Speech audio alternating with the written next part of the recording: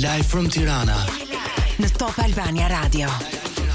9:10 të shore eksakte në këto moment. Jemi drejt për së drejti nga studiot qendrore të Top Radio, nga zemra e Tiranës, Live from Tirana. Është premte, data shënon 29 maj 2026. Unë jam Ronaldo Sharka dhe shpesh ju lexoj nëpër këto komentet, duke qenë se ne jemi emision shumë viral që doni më shumë njerëz që japin një lloj shembulli të saktuar, jo se nuk e bëjmë në ditë të tjera, po unë nuk mund t'ju zbuloj tërësisht misionin tim, sepse nuk dua t'ju jap librin tim të lexuar të gjithin, se po u lexove të gjithë ke marr fund. Por sot kemi një djalë shumë interesant për të shkuar pak tek ajo që ju erpasherë kërkoni dhe sugjeroni. Për shembull në këtë vend, duket sikur në këtë vend shembujt janë të pak, duket sikur e vetja mënyrë për të pasur sukses është për të qenë i lidhur me korrupsionin, për të pasur gjëra të gatshme apo për të qenë pjesë e botës së krimit. Por jo, në fakt, kjo gjëja çfarë bën? Demotivon të rinë të gjeneratës së re që mendojnë që suksesi ka vetëm një formë. Për diskutuar për këtë, por edhe pak për lifestyle-in tim, ne në studio Endri Demirxhiu, mirë se vjen në program. Përshëndetje Ronaldo. Si je? Shumë mirë, si je ti? Mirë se na erdhe në Live from Tirana, besoj na ke parë, kështu na kena. Patjetër që kam ndjekur dhe jam shumë mirënjohës, jam pjesë e Top Albania Radio. Ti si e ke të premten zakonisht? Të premten punë, patjetër. Se ne këtu e kemi qef totalisht, se mbyllim kemi episodin e fundit të javës edhe përgatitim për fundjavën, se ti si e ke? Unë e kam shumë të ngarkuar ditën e premte, them drejtën, është fundi i javës, duhet bëj gjithë mbylljet e javës edhe praktikisht ne punojmë ditën e shtunë, kur je sipërmarrës nuk ka ditë javë, çdo ditë është punë. Po, të pëlqen e premtja si ditë? Se unë për shembull të hënën kam të merr, të premtën e shijoj shumë pastaj. Të them të drejtën, dita preferuar është e shtuna. E shtuna, okay, që e premtja totalisht javën. Jam në punë, kështu që mendoj që e shtuna është dita që më pëlqen më shumë. Qartë. Dgjoj, familiarizojmë pak me audiencën. Ti je 30 vjeç? Unë jam 30 vjeç, po. Okej. Je me origjinë nga Fushkruja. Nga Fushkruja dhe jeton në Tiranë për disa vitesh, ke bërë disa gjëra të ndryshme, ke edhe një sipërmarrje tënde. Po, unë faktikisht kam studiuar. Domethënë do të fus pak në linjë për të njohur publikun dhe për të biseduar pastaj për temën që jemi mbledhur sot. Faleminderit. Faktikisht kjo është një nga intervistat e mia të para, kështu që normalisht pritet që të kem pak emocione, se normalisht jam pak më i lirshëm dhe social, por që do mësohemi. Po, emocionet tregojnë që e pëlqen atë që bën, kështu që. Patjetër. Unë kam studiuar tek inxhinieria e ndërtimit dhe kam bërë masterin që më shumë lidhet me arkitekturën, por ajo çfarë unë vazhdova pastaj nuk kishte fare lidhje me shkollën time. Unë vazhdova në një korporat ose një industri makinash. Okej. Ndoshta ishte një pasion i imi për të qenë pjesë e makinave dhe ishte një industri shumë e njohur, si brand shumë i njohur. Dhe mua më emociononte të isha pjesë e saj. Sa vjet ishe? Aty isha 22-23 vjeç. Kishe pozicion të mirë, pra? Po, kisha menaxhoja pjesën e shitjeve dhe marketingun. Që është shumë për atë moshë. Po, ishte goxha një pozicion shumë i rëndësishëm për mua dhe më ndihmoi të rritem shumë. Normalisht më përpara vije nga një jetë ndryshe, isha mësuar pak më i shturur, isha më i lidhur me jetën e natës, jetën e qefit. Më shumë më qeflise. Po, me qefli, ndërsa jo, realisht ishte diçka që ishte një sipërmarrje, një punë me sak që më ndryshoi jetën, sepse aty u njoha me një tjetër kategori njerëzish.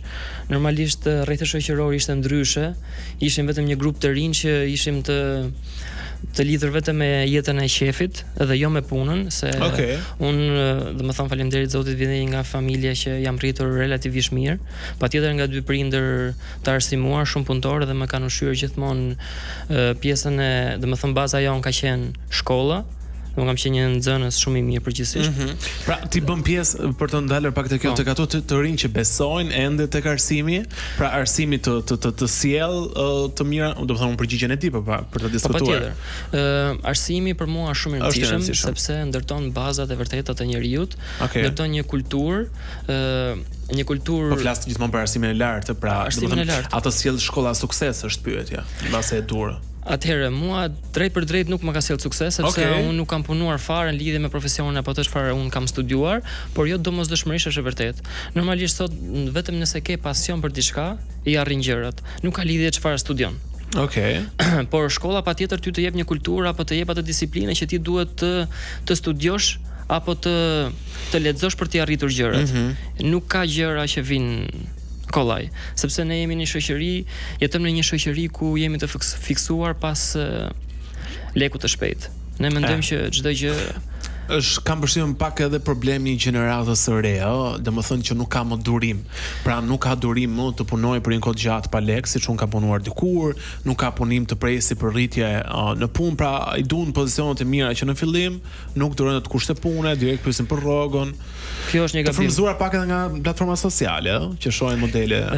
Instagrami apo jeta virtuale është një nga shkaktarët kryesorë të këtij problemi të gjeneratës Z, siç ne e themi, që edhe unë jam pjesë e saj, por patjetër ne gjithë kemi këtë fiksimin, ngelim në lupin e reelsave, jemi shumë të lidhur me botën materiale, me botën virtuale, jemi persona që vetëm e krahasojmë veten me të tjerët dhe duke parë vetëm botën e Instagramit ku secili shpreh vetëm gjërat e bukura dhe atë jetën fancy apo luxury dhe ne mendojmë që kjo është jeta që duhet të kemi ne edhe dhe jeta perfekte.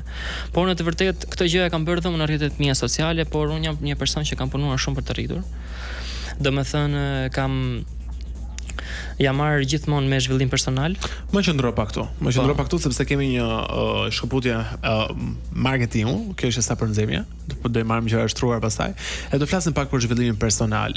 Fritet shumë, ndonjëherë ka dhe keq kuptime.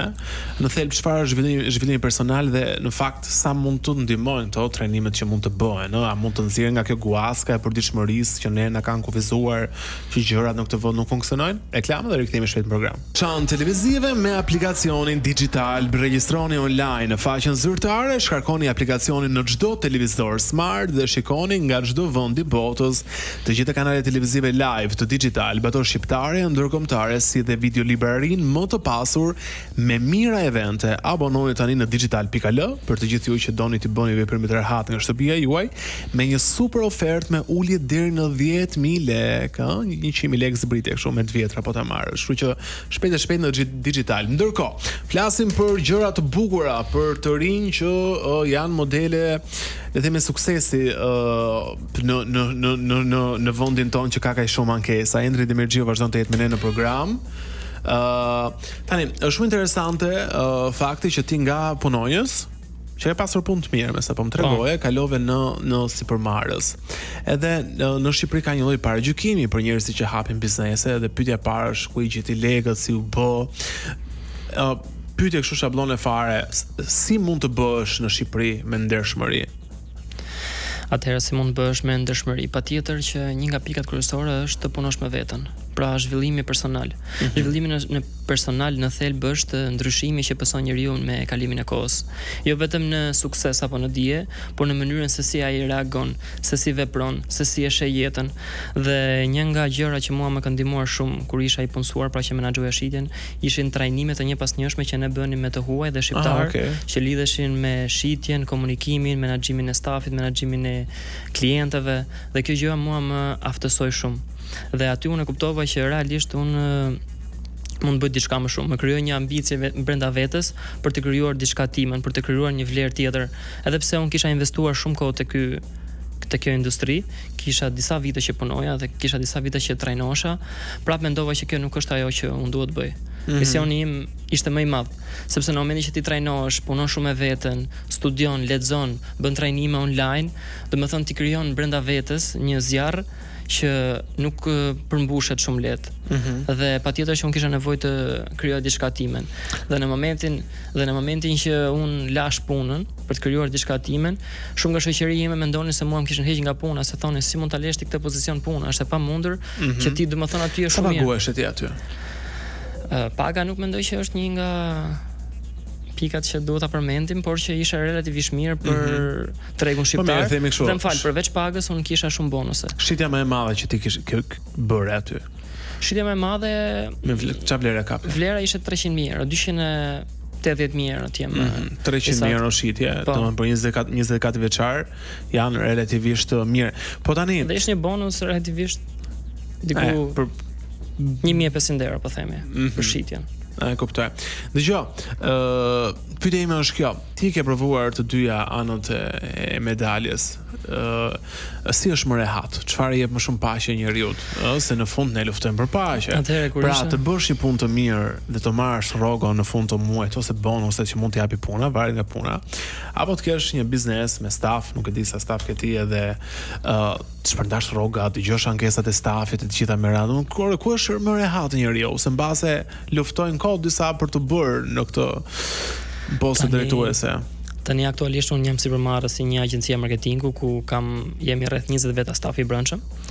Dhe fillimisht kur isha i punësuar, do ta filloj nga aty, kur isha i punësuar, ëndra ime ishte të kisha një biznes. Domethënë aty shikoja shumë biznesmen që kishin, sepse normalisht unë kisha të bëja me klientë relativisht të një rangu shumë të lartë, se produkti që unë shisja ishte nga 60.000 deri në 300.000 euro, dhe normalisht njerëzit aty kishin një standard ekonomik, dhe unë i admiroja domethënë se si ato kishin arritur dhe kuptoja që një nga aftësitë e tyre më të mëdha ishte ndërmarrja e riskut.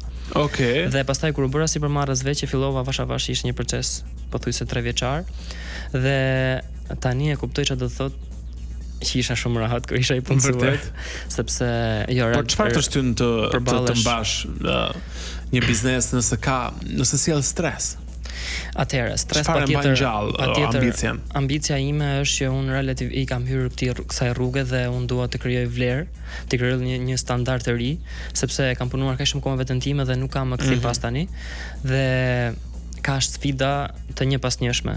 Domethënë normalisht tani e kuptoj çfarë do të thotë jesh në biznes. Pas një viti që kisha në biznes, atëherë për mua një person që ka 50 apo 100 veta për mua është hero. Relativisht është shumë lart sepse duhet një punë shumë e madhe për të menaxhuar stafin, menaxhuar gjithë situatën, menaxhuar klientët. Domethënë është një vorblull shumë e madhe që ka nevojë për domethënë shumë trajnime që ti menaxhosh. Tek stafi apo drejtuesit apo tek liderat, ku është problemi më të madh në Shqipëri?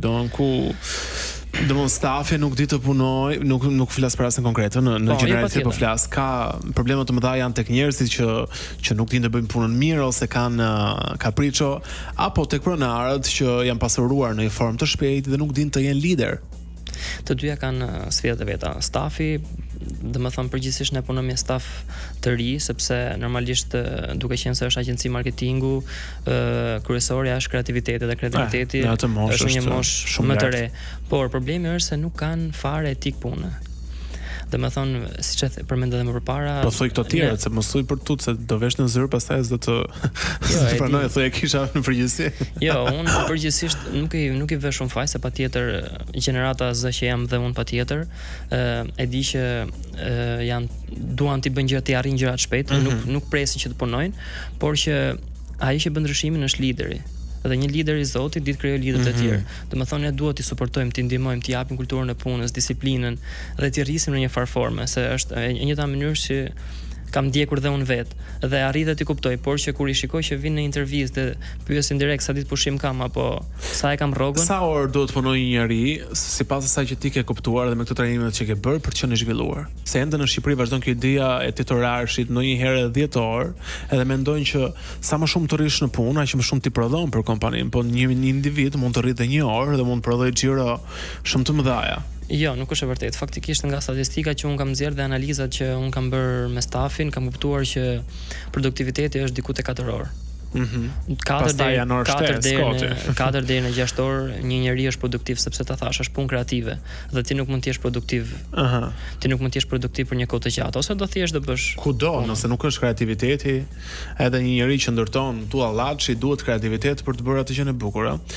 Vlen këto trajnimet që këto trajnimet që shpesh më thuhet që aty ti mëson Chelsea-n e suksesit, ndërkohë nga ana tjetër kemi kaq shumë paragjykime, se më jep ti mua lek, di unë si jetoj, pastaj si bëhem i suksesshëm. Atëherë ne jetojmë në një botë paragjykimesh, por trajnimet realisht vlen. Unë jam një Ty sa ta ka ndryshuar jetën? Mua ma ka ndryshuar totalisht jetën time, trajnimet dhe zhvillimi personal, të gjithë kurset që ndiqen dhe online dhe në Shqipëri dhe jashtë, sepse në rastin më të keq, ti nëse je në një trajnim me grup njerëzish, në rastin më të keq ti je me një grup njerëzish që kërkojnë më shumë nga vetja, që kanë ambicie, duan të rriten dhe automatikisht ti krijon një network. Dhe lidhjet që ti krijojnë të japin mundësi të reja. Unë të paktën nga zhvillimet e mia personale kam njohur shumë njerëz që sot bashkëpunoj. Kam shumë klientë që i kam njohur aty dhe shkëmbejmë shumë ide dhe Zhvillimet, trajnimet janë shumë të rëndësishme.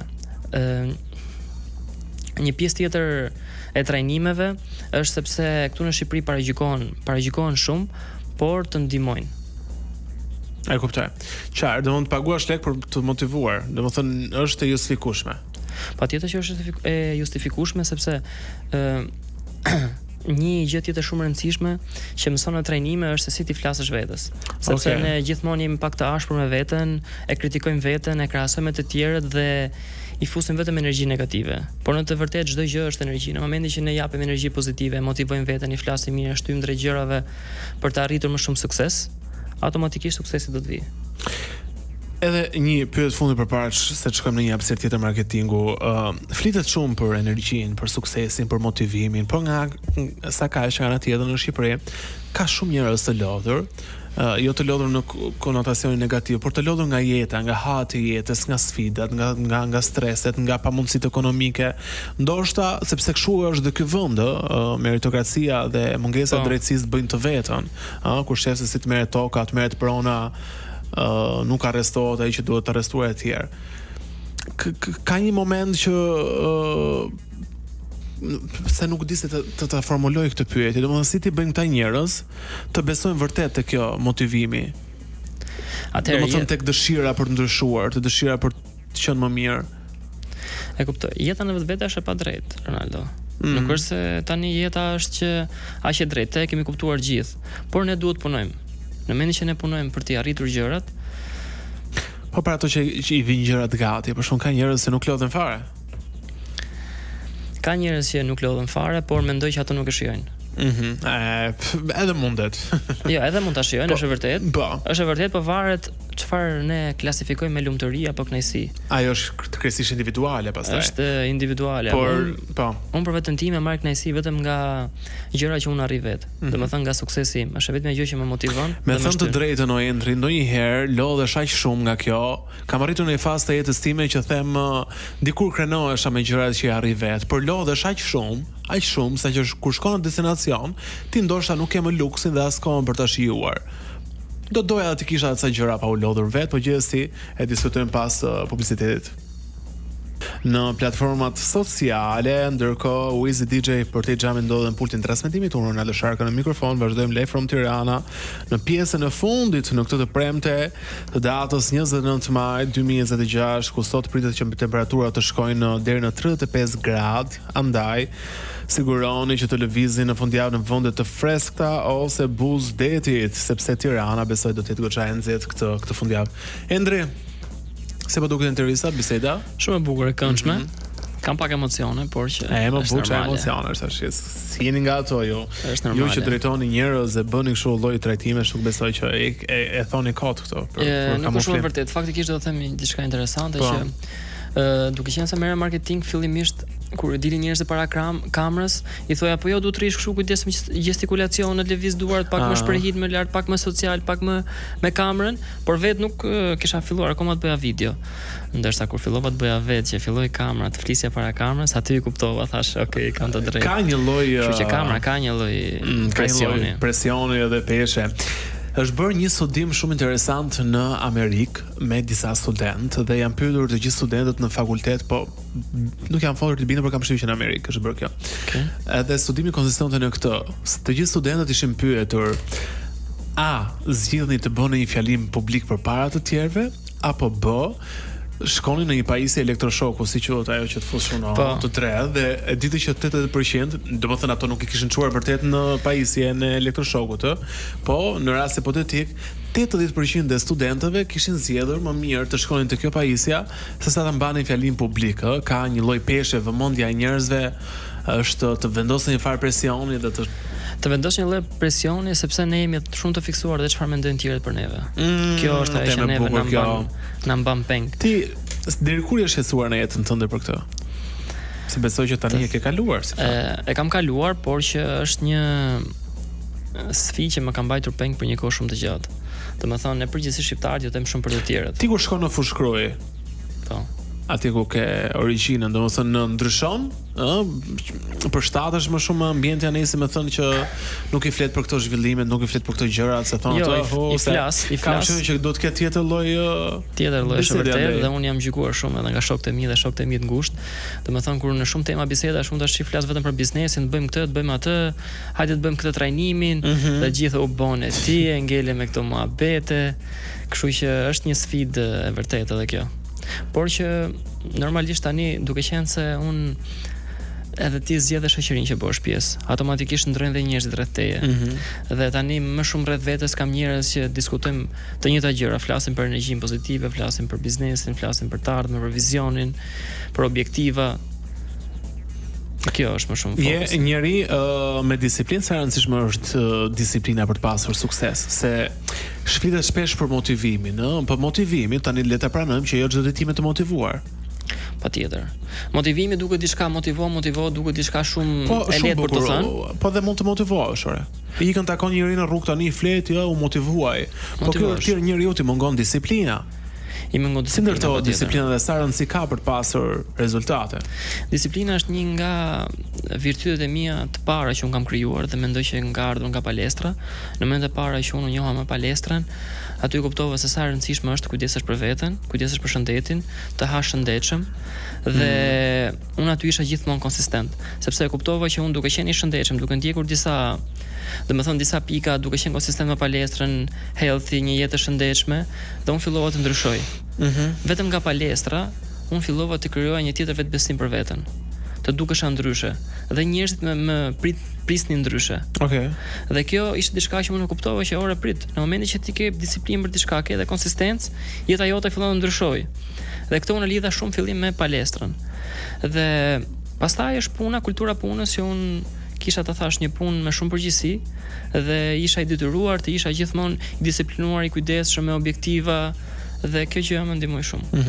Endre, sa rëndësi ka imazhi dhe disa elementë që të tregojnë një lloj statusi. Shtëpinë, thot një mikesha ime, nuk ta shohin, por ama makinën ta shohin të gjithë. Ajo tregon një lloj statusi. Nga eksperienca jote, por dhe nga koncepti jote dhe nga çfarë ke parë vërdall. Makina, veshja, aksesorët që mund të përdorësh për një takim. Sa rezultat sjellin? Pra, si më thon, a është një gjë kur i shkon një partneri potencial për të bërë biznes me një makinë 2.000 euro apo kur i shkon me një makinë 50.000 euro? Normalisht që ka ndikim, sidomos në Shqipëri është për në Shqipëri po flasim gjithmonë. Nuk mund të mos e pranojmë dhe sipas statistikave njerëzit në 5 sekondat e para krijojnë një pritshmëri për ty. Dhe sido që ti jesh veshur apo makina që ti ke, statusi ti ke, ora që ti ke vendosur automatikisht shpreh diçka për ty. Normalisht në varësi të takimeve ti duhet të jesh i kujdesshëm, që të vendosësh të kesh veshin e dur, mos të kesh gjëra që bërtasin, se automatikisht këto ulin imazhin tënd, por që ndikojnë shumë. Unë për vete gjithmonë kam vlerësuar shumë imazhin dhe kam punuar shumë për imazhin tim dhe kam qenë pak i tërhequr nga bota materiale, sikur the makina, jepja shumë rëndësi makinës, veshjes, por në të vërtetë nuk është kjo ajo që vlen. Mendoj që tani jam në fazën që e kam kuptuar nga që i kam arritur disa gjëra, kam arritur të kem një makinë të mirë, kam arritur të vishem ashtu si unë mendoj që është më e mira për mua, të kem disa aksesorë që kanë një lloj vlere, dhe pastaj e kuptoj që gjëja më e rëndësishme që vlen është cila është? Është si je ti brenda, bota jote brenda, kush je ti? Paqja që ti ke me veten. Dhe këto gjëra nuk bën të lumtur. Domethënë normalisht por të ndihmojnë për të qenë lumtur. Të ndihmojnë për të qenë lumtur, patjetër. Të ndihmojnë që ti të krijosh një lloj statusi, të ndihmojnë që ti të krijosh një rreth shoqëror, por që këto nuk të përfaqësojnë. Dgjoj, Okej, jam dakord. Unë luftoj shumë për paqen e brendshme, por janë disa vende specifike si Shqipëria, ku ndoshta pa lek ti s'ke pothuajse asgjë. Minimale respektin. Ne jemi një shoqëri, le ta pranojmë që respektojnë ato më shumë që respektojnë më shumë ato që kanë mirëqenie. Edhe po ta e vëri shkemi në fytyrë ai edhe po na keq trajtoj, ne si shoqëri atë respektojmë. Nuk e respektojmë atë më të varfrin, atë më dinjitozin, e kupton, nuk ka rëndësi për ne këtë. Tani varet kush është personi që të vlerëson. persona që kanë arritur diçka në jetë. Ne si shoqëri po them. Ne si shoqëri jemi shumë paragjikuese, shumë e vërtet. Po dhe interesa xhenj. Edhe interesa xhenj shumë Po jemi tash, e pranojmë sa gjëra. Jemi, jo, duhet ta pranojmë, por mendoj që kjo është bota, kështu është për gjithë, nuk është se jemi vetëm në shqiptarët. Mendoj që kjo është një ligj universi që ti duhet punosh. Dgjoj, nuk besoj që është për gjithë. Thjesht mua më mjafton një pamje që të shoh aty në jug të Shqipërisë që një i fortë apo një me shumë lekë mbledh 100 veta nga pas. Kjo tregon shumë për ne si popull. Tani, normalisht ne përgjithsisht si popull jemi të lidhur me njerëz që kanë arritur krijojnë para në një mënyrë jo shumë të forcën, ai është pushteti që dominon mbase në Shqipëri, mbase edhe nga komunizmi. Ajo na impresionon. Dgjoj, diçka të fundit për të thënë përpara se ta mbyllim? Përpara se ta mbyllim, unë faktikisht dua të them një mesazh për gjithë të rinj shqiptar, që Shqipëria, edhe pse duket një vend jo shumë i zhvilluar, por ka shumë mundësi për të arritur gjërat. Domethënë gjithë sot janë shumë të shpërqendruar dhe nuk dinë çfarë të bëjnë me jetën e tyre, të duken sikur nuk kanë besim te vetja, nuk mund të arrijnë asgjë, por kjo nuk është e vërtetë.